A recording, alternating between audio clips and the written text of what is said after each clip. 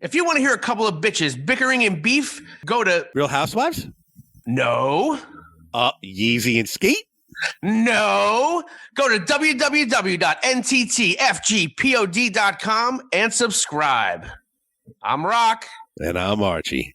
Well, our opinions, they might not matter to some, but... What are you doing in there? It's a podcast. Immature, crass, trashy. And those are their good qualities. These poor schmucks are a couple of IQ points away from eating paste. But when it comes to music, sports, and comedy, well, that's all they know. You're listening to Not These Two Fucking Guys. Not These Two Fucking Guys podcast. Uncle Rocco. What's up, motherfucker? How you doing, What's going on, my fine feathered fiend? I just wanted to inform you that your old pal, Archie, was in New York City at 6:15 a.m. this morning. You were in the big city? I was in the big city for work. There was a shoot that I had to attend. You mop up the fucking whack-off stations on 42nd Street again? You got your old job back? Yeah, me and Giuliani we're trying to help out the streets of New York again. There you go. So I just wanted to just say I was almost like a getaway driver, but I had to help drive a van in with video equipment, and there's a big shoot, and I had to stay with the van, and I drove it back to Jersey. But what I wanted to inform you is that I haven't been to the city in a while, and for those of you out there, us, when we say the city, we mean Manhattan, New York. And maybe there's people out there listening to this podcast that have never been to New York City, and there's people that have. Well, those would be the two options. Stupid. Wow. Like, once again, he's on. What the kids say, a shit show. How so? At 7:05 in the morning, I'm parked on 14th and 1st. And to the left of me are two gentlemen rolling a blunt, and I guess it's legal in New York though, but I don't know if you could smoke it right outside. It's like weird with these laws now. I don't. And you asked them to hop in the cipher. I was about to see if like they wanted to do a threesome on that blunt. So to the left of me, there's two gentlemen smoking a blunt. To the right of me, there's a gentleman getting on one of those city bikes, but he's double bagging his brewski. So he's got a beer for the 7:05 run. There is a older gentleman parking his bike, locking his bike. Now I'm very aware of my surroundings. I'm making sure the van's okay. I'm making sure I'm okay. Everything's okay, right? So I look over to the right, and there's an older gentleman took out his turtle, and he fucking took a piss. Oof. He just took a piss. Circumcised? Yeah, he was good. So he was taking a piss. So I had two smoking weed, one getting on a bike, about to rent a bike with a beer, and one taking a piss. You want to hear the craziest thing of them all? He started masturbating in the street. Well, that was after I saw the guy taking a piss. There was this Spanish woman with her little daughter riding on First Ave. The little kid had a helmet. She didn't. On an electric scooter, taking her to school. I'm assuming a book bag, right? A book bag. So I'm assuming school. Do you know what the electric scooters are? Yeah, those little fucking things. Yeah, those little things. A little more descriptive there, Beardo. Like, like those little scooters, like you push with, you got the brake, but now these things are fucking motorized or electric, right? Yeah. All right. Well, we didn't have this shit when we were growing up. No, we had to pedal that shit ourselves. Not even pedaling, push it, like a push scooter. Yeah, almost like it's like a skateboard with like a bicycle handle. Yes, yeah. Exactly. Thank you. I have never seen so many of those in New York City. On top of a mother taking her kid to school on one. The little kid was in front, standing. She was in the back, and they stopped at the light, and they pushed off when the light turned green, and then the motor took them both. Are you fucking kidding me? That gave me more anxiety than driving in the city. Yeah, like you're nervous for them. I get anxiety picking my kids up from school, and like they're running in the parking lot. She was riding her fucking daughter in the front of a scooter, not a bike, Scooter. a scooter. Wow. What? New York City at 7:05 a.m. was a shit show. Now let me ask you a question. Did you see them presenting her with the Parent of the Year fucking trophy on the spot, or is that like a later on thing? That might have fell out of her satchel. Jesus Christ. Hey, Yeah, listen, man. at least it's you could be in San Fran where they just take shits in the street. Congratulations to the Los Angeles Rams and Matthew Stafford, right? I mean, he was on 11 seasons in Detroit, and they sucked dick. Ooh, for Skittle. And he goes to Rams. He goes to the Rams for excuse me. He goes to the Rams for 1 year and wins the Super Bowl. Good for him, man. Good for him. Good for him. Well, from a moral standpoint, did you happen to see the parade? Dude, I know what you're talking about. I know what you're talking about, and that was fucking bad, bro. That was bad. When you want to talk about bad juju, so let me set this up. I'm gonna put a link in the description for the people. It basically, now it's not a laughing matter, but one of the Rams photographers, a woman taking pictures, at one point falls off the stage. Like a little stage, because she was going to talk to Stafford and his wife. Yup. Falls off the stage and fractures her spine and breaks 2 cameras. Now, cameras, you're looking at $1,200 each, easy. Breaking your spine, fracturing your spine, you're looking at fucking. God, that's. I hope she gets a full recovery. That looked fucking. It was like she just like stepped backwards, right, and no more stage. Now, listen, from a couple of guys who have fallen off stages and luckily didn't get hurt too bad. Yeah. Now, here's the thing. She falls off. Now, from what I'm gathering, from what I'm reading, Matthew Stafford, Don Julio to the face. Mm-hmm. Little drinky drunky. Get a little fucking pacalada at this at the which he should, which he has all the right in the world. Yeah, of course. Yeah. Watches her fall to the ground and is like, whoops. Yeah, nothing here. He makes like the yikes face, yeah, and does a fucking and does an about face, walks the other way as his wife is going to look over and see if the lady's all right. Now you saw his wife, right? His wife was like, "Oh," yeah. and goes to the edge of the stage, looks down. Now, let's think about this here. You are the leader on the football field. Yeah. Little kids all over the country, all over the world, maybe, look up to you. Mm-hmm. You just said, "Fuck that shit." Yeah, but like to me, that it's actually fucking scary, dude. Because that's like a natural instinct. Like when that happens, it's an instinct, right? Yeah. And yes. I think like. Listen, somebody could freeze up and be like, now some people may not run to help because they're like, they freeze up. They're like, holy fuck, what just happened? Yeah. The majority of people would run over and see if she's okay.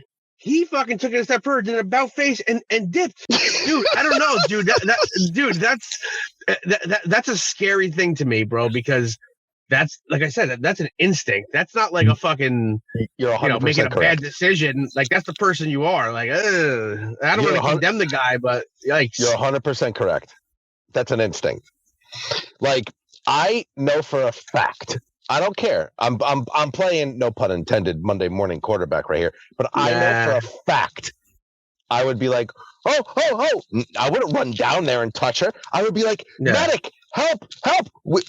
Somebody point. Yeah. Correct. Help her. Like, we need some help here. Security, right? Yeah. He fucking, you said it, you nailed it. He did an about face, took a sip of his water, and said, well, If I didn't see it, it didn't happen. And I think he's gonna blame it on the alcohol. Oh, I don't know, man. Now the media is fucking eating this up. He's gonna get fucking blasted by the media. This is now bigger than him winning the Super Bowl. Yeah, it's well, almost. you got to think, and media members are going to be like, well, that's what you would do to me too, huh? You don't give a shit about the media. I mean, to me, it's not even about the media; it's about a fucking human. Now there is an article. There's a couple articles out if you check it out that him and his wife are going to pay her medical bills and equipment. Now, I think I grazed over a couple it's either like the Los Angeles Rams. I'm doing air quotes for you people. The Los Angeles Rams are going to pay for her medical bills, or him and his wife are going to. Now, do you think there's such a what would you call it? Like a what's the word I'm looking for? That I hate when you wait for it. Man, you have no. I'm not even jumping in to fucking save you anywhere. I like when you drown. It actually makes my day. Go ahead. Use your words. Use your words. What's the word I'm looking for? To rectify the situation. Vindicate. Yes. Nailed it. There he is. Do you think it's some vindication for him? Saying, you know what, oh my god, I'm gonna pay your medical bills. Yeah, listen, I mean, I'm sure at the core he probably feels bad, but that is called getting ahead of it. And trying to save face as much as he can. That's damage control right there. Yeah, you got a problem, fucking throw money at it. Yeah, Matthew Stafford, fucking a squeaky clean type of dude, was like, well, that bitch fell, I'm out. Yeah, and he's like, deuces. You know what he said to himself? He was like, I've gotten ransacked by fucking 360-pound fucking savages. You fell off a little stage, you'll be fine. Oh God! Well, listen. Hope she makes a full recovery, and I'm glad he's picking up the bill. And hopefully, he doesn't get condemned now for this. But yikers! I walk a 100-pound pit bull down the street. I'm a tough-looking son of a bitch. Okay. I walk a 3-pound peekaboo down the street. They're looking for my husband walking behind me. All right. I'm fucking psyched today, Rock. What's up, son? What's up, dude? Glad we got in touch with our next guest, because this dude's unique in a way because he wears many hats. And I think we're going to enjoy this next interview. Our next guest, he's a man of many talents. He's a teacher, stand-up comedian, podcaster, blogger, vlogger. What else does this fucking guy do, man? When does he sleep? Welcome to Not These Two Fucking Guys podcast, comedian Damon Sumner. What's up, bro? Hey, what's going on, Archie? What's up, Rocco? Man, I'm excited to be here. Appreciate y'all having me on. Dude, I'm great. Right now, I'm in Atlanta. It's late February, 72 degrees. The wife is gone. The kids are out of town. I'm loving life. You know what? My wife and the kids and the dog went down south. And when I say down south, that's like Jersey Shore area. I thought they were in Miami Beach or something. Yeah, no. Not that illustrious.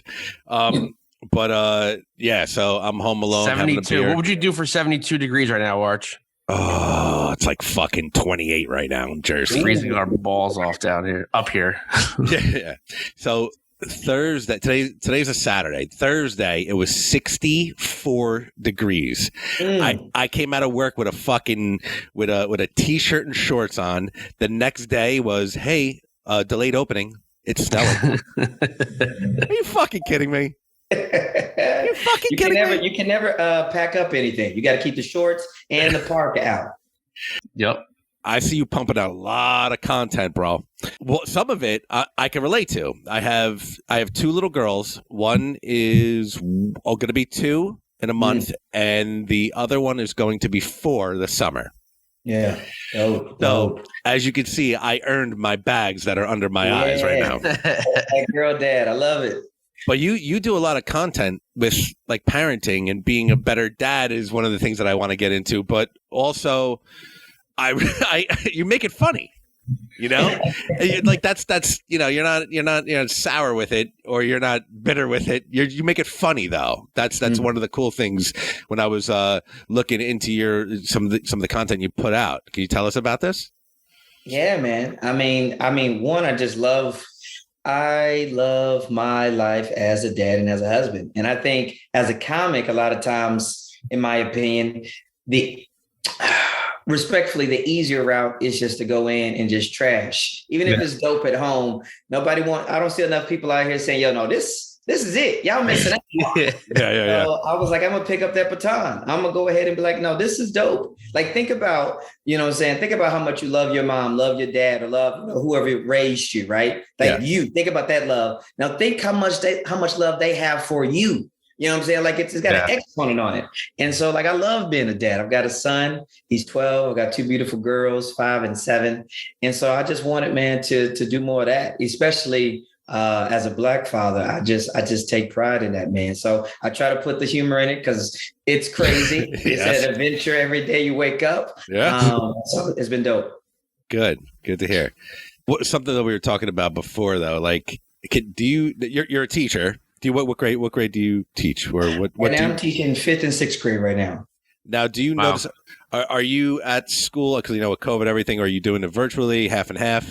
We're all in. We're all in. We actually just went to optional masks, so that's where we are right now. Oh, good. I got back in the classroom due to the pandemic, but yeah, it's been good. It's been a good group.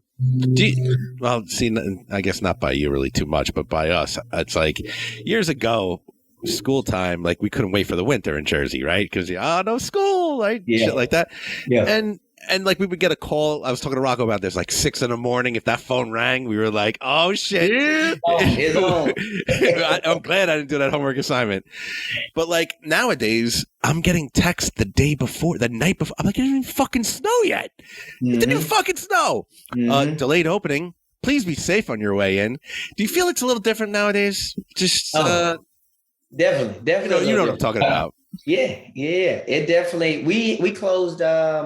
It's different. When it smells like snow. Not even. If it's too much, 42, and it might rain. Oh, wrap it up. But it's definitely different. I remember. I used to walk to school when I was growing up, and we walked in all weather. Is that a lightning? I don't know. I'm going. I gotta go. I gotta go. Parents gotta drop me off, right? So there is more of this safety element that has come in. And as a teacher, I put that hat on. I'm all in. But as a parent, I'm like, no, they're fine. Yeah, my daughter's in 4th grade, and I can't believe the night before they call you if the wind blows too hard. No school tomorrow. Done. And Archie and I were talking about it. Like, so Arch, in middle school, you know where I live, relations in middle school. What would you say? That's maybe like 2 miles? 2 miles, yeah. 2 miles-ish. We'd leave school like every day. We walked to school. We walked home from school. We would leave school at 3:15. I wouldn't get home sometimes till 5 o'clock. You stop and you bullshit and you go to the store or whatever. But like, it's a different world now. It's a different world now, man. I'm the oldest of 3 boys, single mom. And I remember being in 1st grade, lived in an apartment complex. And the apartment complex probably was about, let's just say, a half a mile, half a mile to the school. And not only did I walk there by myself, but I would get up, not all the time, but several times. My mom was working hard, 3rd shift. She was tired. And I would get up, get myself ready, iron my clothes like the professional that I am. And I would walk to school on my own and go about my day. Nobody saw me off. I had no checkpoints. And I got there every day. And now, as a parent in the neighborhood that I live in, I wish I would do it now. And it's just different. It's a different era. I driving home sometimes, maybe like around 3-ish, people get out of school, little girls, little kids. I'm driving and I'm like, who the fuck is watching you? I'm like, whoa, put Put a fucking jacket on. Please, where's your hat, baby girl? And me, like, I was the opposite, you know, and you could relate, the opposite of this shit growing up. Yeah. I'm like, but wait, honestly, who the fuck is watching this person? And she's just like walking along, the book bag's bigger than her, and she's like, she's fucking dee, and I'm just like, oh God. Yeah. And I was just foreseeing what the fuck I'm going to be in 10 years. And he's crossing the highway, shoelaces untied. What the? Yeah, man. Yeah. I imagine you get probably either, if it's not outright material, but like a lot of good ideas being a teacher and hearing what the kids do and how they interact these days. Oh yeah, man. I do. It'll be 12 years this October. Like the first 7 or 8 years, probably half of it was just teacher stories, kids stories, because it's just crazy to see humans trying to grow up, become who they are, fail, make mistakes. Like one of my favorite bits right now that I do, it's not on this album here, but it's just about this girl screaming about her vagina on the playground. And nothing happens. Nobody stops. Nobody comes over. I'm like, is nobody alarmed? Is nobody concerned about this monologue happening on the Jungle Gym? I'm in the bathroom the other day with the girls giving a bath, and all of a sudden my 4-year-old looks at me and goes, "Thief! My thief!" And I'm like, what the fuck did you say? I tried not to curse in front of her, but I'm like, what'd you just say? She's like, my thief. And I'm like, Mom, you got this one? Tag. Yeah, tag mom in. Yeah, dude. The shit that, you know, like, all of a sudden, like, you know, my wife puts on a beautiful dinner that she makes every night for us and everything. And all of a sudden she's like, this is disgusting. Oh my God. And I'm just like, you can't say that. First of all, you can't say that. But first of all, don't say that. Mommy made us a good meal, you know? Like, so every day seeing them, as you know, you're a father yourself, but just every day seeing them come out with new shit, it's just like blows my mind, you know?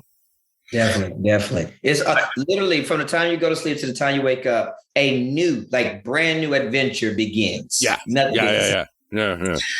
It's amazing. Like I said, my daughter's 10, you know, and you have the parental controls on who she could talk to and like on like TikTok or what she could see on YouTube. But yet they still come out with stuff. She's like a little parrot. Like whatever she absorbs that week, she starts saying to me, like,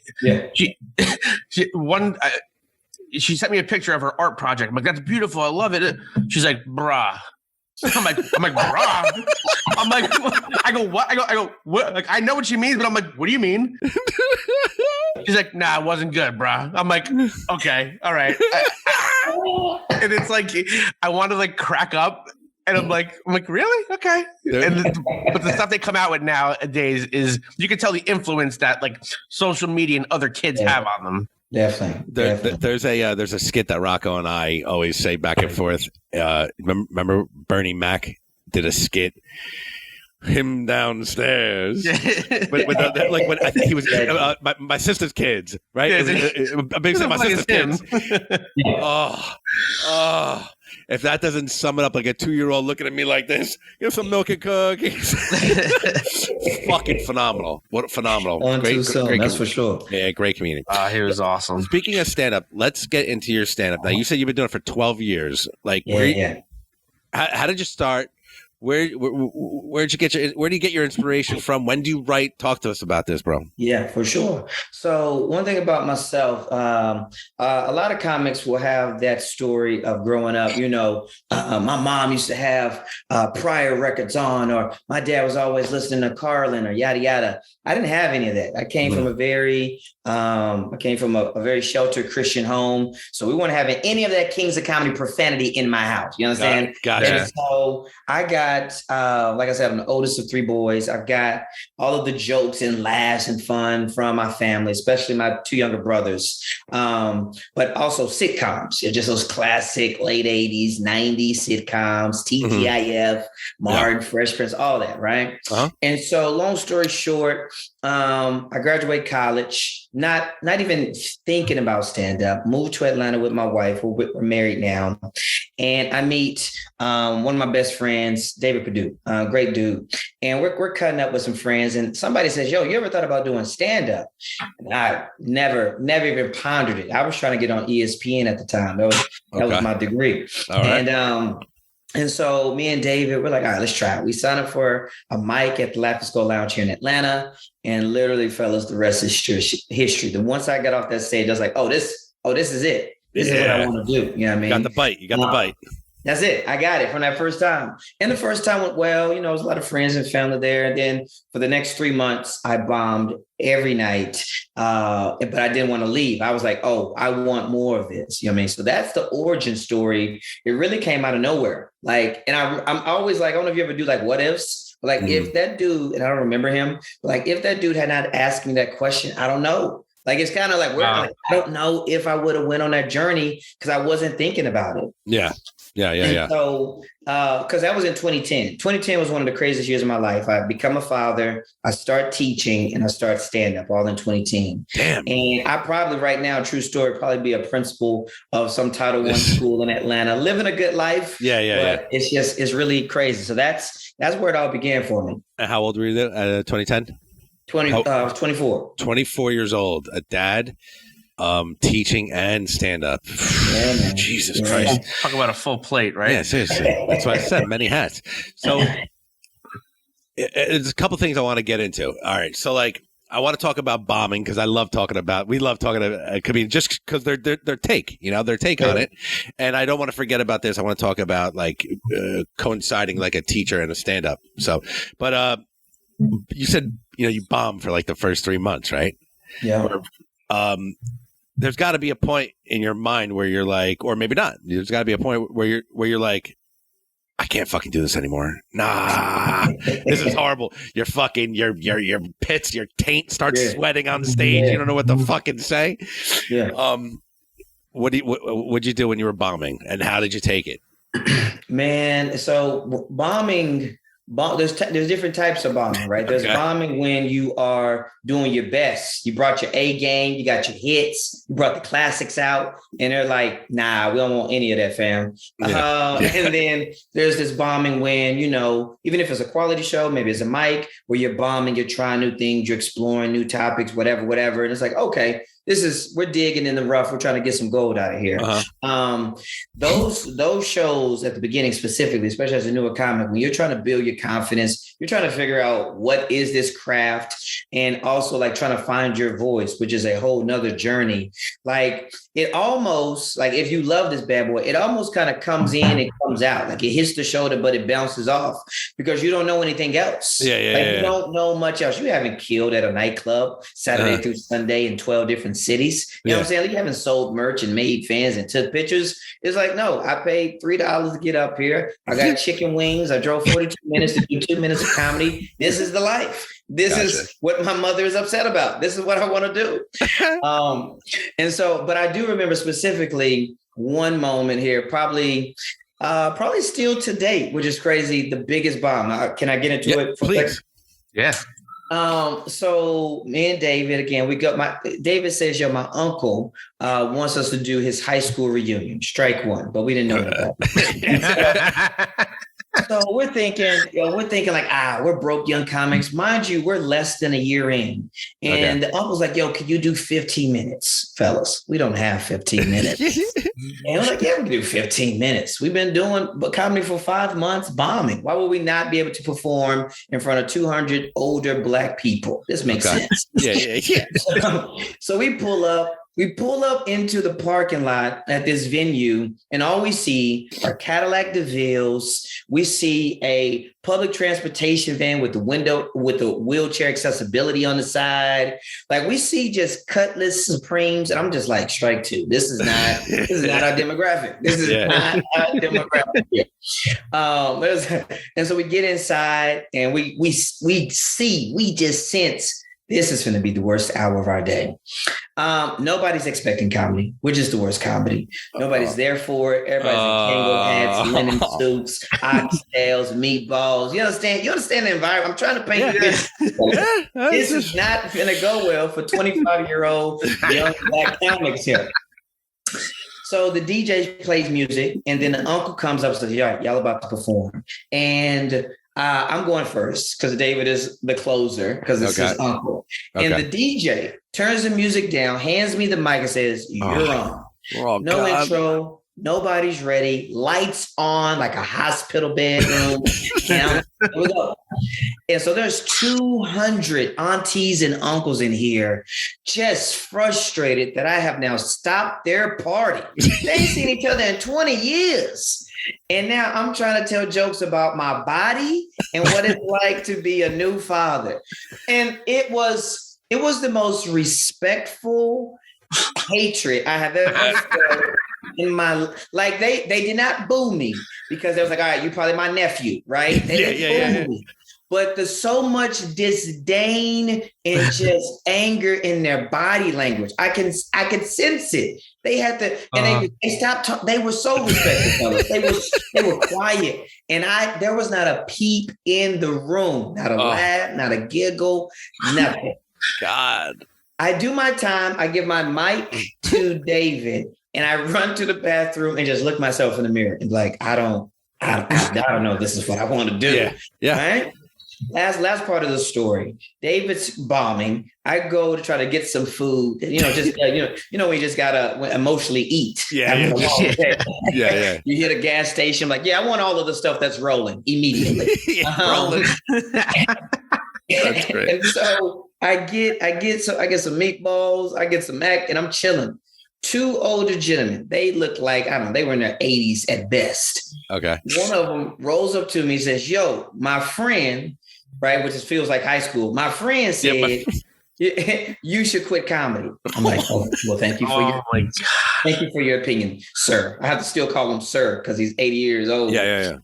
And then the craziest thing, and I haven't really made this work yet as a bit, but I'm going to keep pushing for it, is that a few minutes go by, two older ladies come up. They're in their 70s. So we got two men in their 80s. I want to be clear what's happening here. Two men in their 80s, two women in their 70s. They haven't seen each other in 20-ish years probably. They're kind of macking on these ladies, right?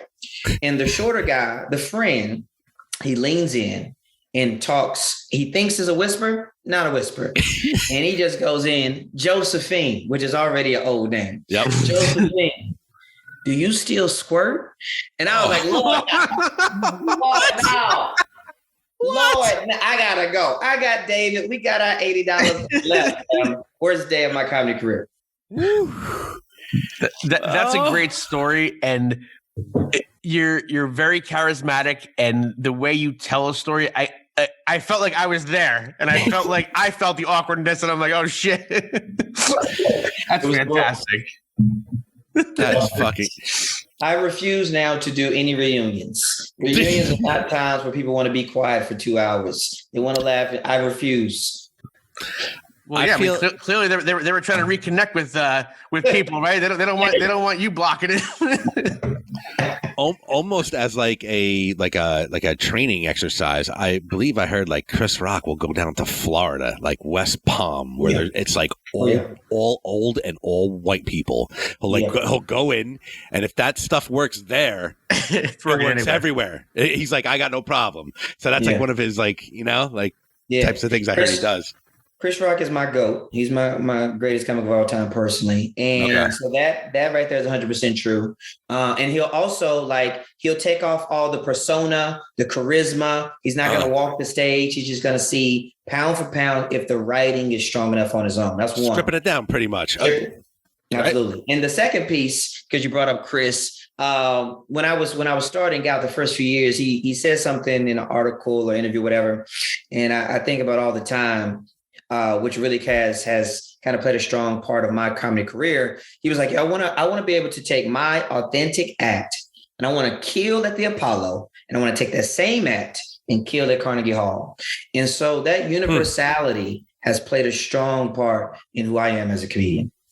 Very good. Yeah, man. That's a good, definitely something to look at and just model yourself over, that type of thinking. You know what I'm saying? Like, yeah, awesome shit. The other thing I wanted to get into was,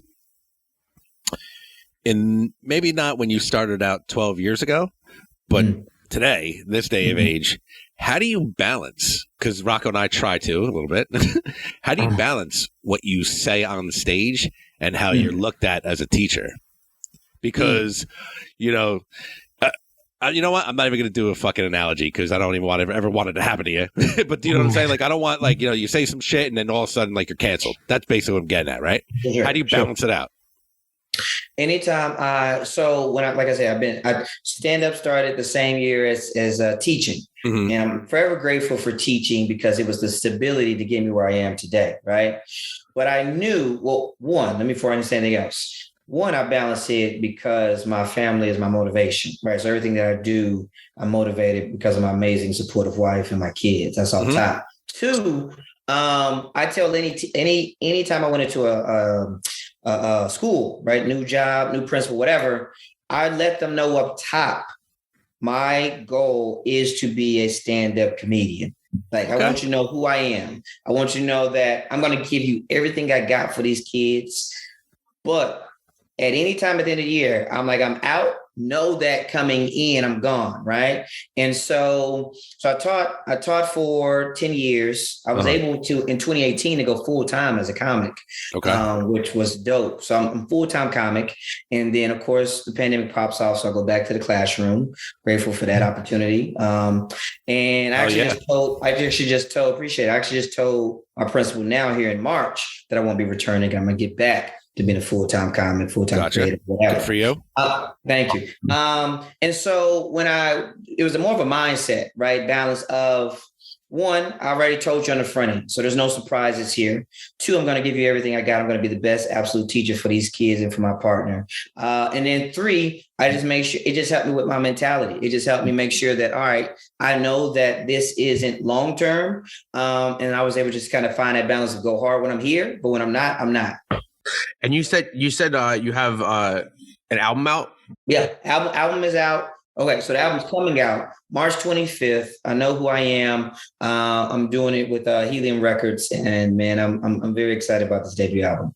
We got to hear about this. Yeah, debut album. Let's start spreading the love process about of this. making it. Let's go. Yeah, definitely. So the album is, I think for a lot of comics, especially at this level, rising up, you take the greatest hits, right? And then you're probably working on some new stuff, and then you're trying to figure out what's the great concoction. So for myself personally, authenticity is one of the most important things about me as a comic. And comparatively, being authentically me, I am comparatively seen as a cleaner comic. That's just who I am. That's how I was raised. That's just who I am, right? Gotcha. And so with that, I take that and I'm working some other stuff and I'm putting it all together. And like I told my principal, I'm not coming back. I got mouths to feed. I got to think about multiple streams of income. You understand? Yep. And so I had to take off the artist hat, put on the business hat. And I was like, all right, plays, streams, right? Sirius XM, spins. And I know, talking to comics who've done it, talking to my label, that, cleaner material just has more opportunity to get more plays, more stations, more spins. Okay. So I'm like, I've been killing and graciously crushing with this for a decade. Let's keep it the main thing. So I took that material, put it together, got a chance to record it at a dope club at Good Nights in Raleigh, North Carolina in October 2021. And so I just kind of put all that together. So now my plan, when it comes out in March, as I'm going to be, when school is over, starting my tour at the end of June, going to be kicking it off in a week in Denver. Good. And touring, the summertime with the new album. So the album's going to be out, be selling that, rocking that. But then I'm going to be, when I come to cities, I'm going to have a new album ready to go. So I'm excited about it. March 25th, I know who I am. Now, how much new material is on this? Like, you said you took bits and pieces, right? Yeah, what would you say the percentage of new material? Because I know, like, some comics like to film multiple specials and grab from instead of just like, oh, you got one fucking shot tonight, son. Yeah. I was just a one-shot dude. And it's probably about 15 out of the 45 because I was going to continue to get further and further away from that older material. Yeah. Right. So I wanted to go ahead and put that on there. I'm proud of that material. You know what I mean? As well as I was excited to tour with this new album. So probably about 15. I'm excited. See, I have a huge respect for. We love all sorts of stand up, clean, dirty, irreverent, whatever it may be. But I have a respect. I believe, and again, I don't know what I'm talking about, but to make clean material relatable and funny instead of just a go-to curse word or something like that, I feel like that's more difficult in my book. But who knows? It definitely is more of a challenge, I feel, in the sense of you've got to be more crafty, and I'm not saying cleaner comics are better comics, and be clear, but I'm saying there's an extra hurdle where if I do want to get into certain topics, there's certain words I can't say, right? Yeah. There's already certain phrases or sounds or body things. Like it does put certain boundaries on it. So now I have to push myself as a writer, as a performer, as a craftsman to kind of think through that and really fine tune that, And so being able to do, clubs, those 2 years that I was full time before the pandemic popped off, I primarily was doing colleges and cruises. And so working out, like I said, going back to Chris Rock, that universality, there's this element where I was like, all right, well, what do we all like? We're all strangers in this room. What do we all care about? What do things matter to us as humans, as people? And then I start fine tuning. And I feel that style of comedy, like you said, it lends itself to more platforms, and it's more mainstream. And I feel like the more mainstream you are, the more the revenue is better, and you have more opportunities. So I think that's a 1,000% smart move. Well, listen, I'm out here trying to work smarter, not harder. I'm not a 20-year-old comic with 3 roommates. You know what I'm saying? That's for sure. Yeah, I can imagine because, like Rocco said, like I can go to a crutch and just throw out a couple F-bombs, and you'll know how I feel.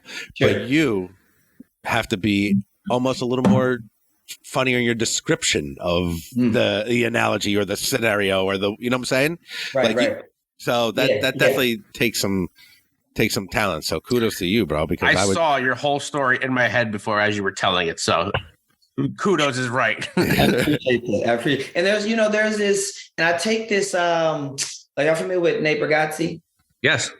One of my favorite comics right now, who just, he is comparatively a clean comic, right? But he is just hilarious. Like, let me be very clear. Funny is what is number one. I'm talking about that. Funny is funny. I don't care. You want to talk about, mice for an hour and a half or a blowjob in a van for an hour and a half. If it's funny, it's going to be funny, right? But there is a different element, where you're trying to still at a 10:30 Saturday night show, cat's been drinking for 8 hours. You know what I'm saying? The host just came out here with a fisting bit, and you're like, all right, you know what I'm saying?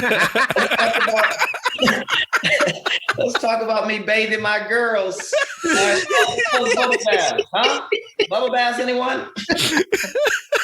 That's fantastic. I could just imagine You got to rip. Are you coming by the New York, New Jersey, tri-state area anytime soon in your travel? It is definitely a plan. I was just talking with my fellows, my comics who I wrote with here. So I did a week in New York in February of 2020, and it was like, yo, you go check out Jersey, go check out, yada yada, and I had plans to do it, of course, later in 2020. So right now I'm in Denver in June, and then in July I definitely would love to hit New York, and then just like I've never been to Philly and Chicago, so like I just want to kind of do this like northeastern run. That's definitely a big goal. Boston, like I'm trying to when it's warmer, when it's a little warmer. Yeah. Don't do it in February. You don't want this now, bro. You don't want it. But that's the plan, man. Because I know there's I know there's tons of great dope comedy clubs in general, but like I said, I'm with Helium. In Helium, they have a club, I believe, in Jersey. I can't think of the name now, so I'm trying to talk to the team and make things happen for sure. The one big one is called Bananas. That's in New Jersey. Yeah, that's it. Because there's a Go Bananas in Cincinnati that can be confusing, but it's Bananas. Yeah, Bananas. That's and you know what? Funny enough, Fucking, I've never been there yet. I know. I've seen so much stand-up comedy and so much. I've never been to Bananas. Bananas is actually one of my favorite. I've been there a million times, and if you're anywhere near there, I'm going to drag the big guy over here out for his first time at Bananas to come see you for sure. So that'd be dope. That'd be real dope. So listen up. Before you go, I want to talk to you about a couple things. I want to talk to you about, because you're in the same, like, again, I'm going back to like my intro. A lot of things going on, and like, I see you have podcasts. I see on the YouTube channel. I see all the comedian stuff. I see this, and I'm wondering, like, we have trouble trying to keep up. And I'm looking at the dates, and like, I go, oh, let me see. Oh, they're all current. Like, everything is current. Like, Rock, he's got a podcast with his wife. Like, that's fantastic. Like that. Like, I don't know which way to go. Like, I would love to do that, and then it's like, that would be crazy. The dynamic would be interesting. And like, you're talking about like a sex week. Like, I think it was just like sex week. Yeah. And what's the name of the podcast? The podcast with my wife, I have two. The podcast with my wife is called Sum It Up with the Sumners. Sum It Up with the Sumners drops every Tuesday. And we really, man, we're specifically all about, man, trying to help remind folks to enjoy marriage one convo at a time. Like, again, it's just something I see so much of. Like, even when you think about like sitcoms back in the day, it was that, that dopey dad, dopey husband, you know what I'm saying, ball and chain type of coat. Yeah. And he's 6 foot, he's got his t-shirt tucked in with the beer gut. She's 5'3", skinny, slim. And it's just like, how did this get together? And so we just, I can't speak for nobody else. I love being married. My wife is amazing. Date up, fellas. If you're listening, date up. And she's also my main driving force. That support, like the traveling, the kids, the balance, the scheduling. Like, that's not happening for me specifically, without having that amazing support. But my wife and I, we like to have a good time. And, when you talk about balance, like for us, like today's a Saturday, the main way that I get through a lot of stuff is batching. Like, do y'all batch record episodes? No, I don't. We'll do like 4 episodes. We'll do like 4 episodes on the weekend. Okay. Gotcha. Yeah. No. Fuck. I wish I could, pal. Not yet. Yeah, but that's good. That's how you get them out, though. I know. We try to do that from time to time, but life gets in the way. Rock, you want to go batching? Yeah. Come on. I want to batch. Actually, we did a little bit before the other day. Like, we try to get in as much as possible. As much as you can. Yeah. I'm okay, man. We're all busy. I know that. So yeah. And speaking of busy, 4th and 10 podcast. Yeah. Yeah. So you mixed like a little bit of comedy with sports. Yeah. And like these are like your boys from like years ago, right? Yeah. These are my road dogs, man. We've been doing this thing for a long time together. 4th and 10, 3 comics, 10 topics. We talk sports, but we're for the non-sports fan, really. Like, we're not finna break down games and get into the analytics with comics. So, we might hit the big topics a little bit, but we're also gonna get into like the stories. Like, I want to hear about the story that Kevin Durant said he would drink the bathwater of Scarlett Johansson. Like, that's what I want to hear. Gotcha. That's what you want on your commute to work. Yo, real quick, did you happen to see Matthew Stafford at the parade? Yes. Rocco and I did a little bit about this, and he pretty much, as people that don't know out there, he kind of, a photographer taking pictures. She fell a far drop, and he was just like, whoops, and turned his back. And his wife went to check on the photographer. Did you see that? Did you happen to see that clip? Oh, we talked about it. Okay. So I just want to hear a couple minutes of your take, because we have ours. That's why. Sure. Well, my take on that, man, when Stafford, so he drops, and the word on the street is that he told his wife, the word on the street anyway, he told his wife to take care of it. Right? Like, he was kind of drunk. He was out of it. He's like, "Oh, you take care of that." And so I'll tell y'all the same thing that I told, on our podcast. It was a trash move. It was a trash move. It was and here's the thing. Yes. He's not 100%. He's not 100% in his system. He's gone. He just won a Super Bowl. He been drinking since 2 a.m. You understand? Yep. So that's one. But also, I need you, big dog, to turn and be like, yo, you okay? I need a turn and check. That's all I need is a turn and check. But he saw it, strike one, turned the back, strike two, and according to the word on the street, told his lady to go handle that. And that was enough for me. Everybody on the podcast for the 10 didn't agree with me, but I stand in that sentiment. Well, we agree with you 100%. When we talked about it, I said to me, that's something. What the scary part is that's like instinctual. That's like that happens. It's the type of person you are. You are or you're not, right? And like Archie and I said, I would be afraid to see a hurt person, but I would run over and scream, medic. You know, I would have been like, yo. Yeah, like, he dude. fell. Yeah, that was nothing. Oh God, nothing. That's a bad look, man. Well, she on Twitter, I saw that she like broke her spine. Now, man. Of course, I want to be accurate. They're also going to take care of all the medical stuff too, which is 1 point for them. But the in the moment was not a good look. Dude, I think we're going to hear some fucking bigger things about you, man. So it's coming up. I don't know. I feel it, Rock. I feel one of those things. As do I. Yo, Damon, tell everybody out there where they can find you, what you got coming up next. I mean, we don't have an hour because we know that's what you do. We would need an hour to. No, go ahead. Yo, man, I appreciate y'all having me. It's been a lot of fun. You can check me out on Instagram. That's where I'm having a good time. That's where you can find all the tour dates, Linktree, all that jazz. That's Damon Jr. 2, DAMON JR, the number 2, Damon Jr. 2 over on Instagram. That's where I post the dates, the clips, all that good stuff. Awesome. We really appreciate having you, man. You're a funny dude, and we can't wait to check you out live. Hopefully, if, you come to New York, New Jersey, we could pop over there. And everybody, seriously, man, we want to have you on in another year, and I want to hear where you are then. I think we that'd be dope, fellas. I would love that, man. Appreciate y'all again. March 25th. I Know Who I Am is going to be out everywhere, y'all. Appreciate it. The very funny Damon Sumner. Check him out. Stay well, brother. We'll see you when you come around here. Thank y'all.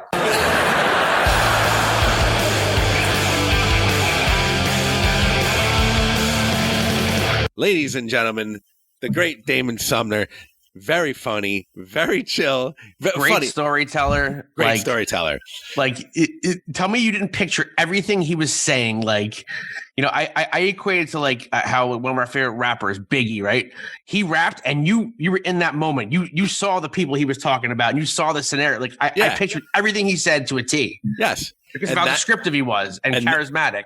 And that just shows a 12-year seasoned comic. Yeah. Who knows? Like you want to know what? If you throw him a microphone, he'll be like, "All right, where do you want me to go?" You know what I'm saying? Like, where do you want me to go? He's comfortable anywhere. Yeah. Right, how funny is like, yo, you gonna follow the guy before you did a whole bit on fisting? Yeah. That's great. He's a good time, bro. Check him out. Follow him, Damon Sumner. March 25th, you said. I Know Who I Am. Yep. Helium Records. Rocco, what do you have to say to the people? If you just heard us talking to our boy Damon and you're in the Caymans sipping a drink and about to get laid, man, then you just listen to Not These Two Fucking Guys podcast. We out.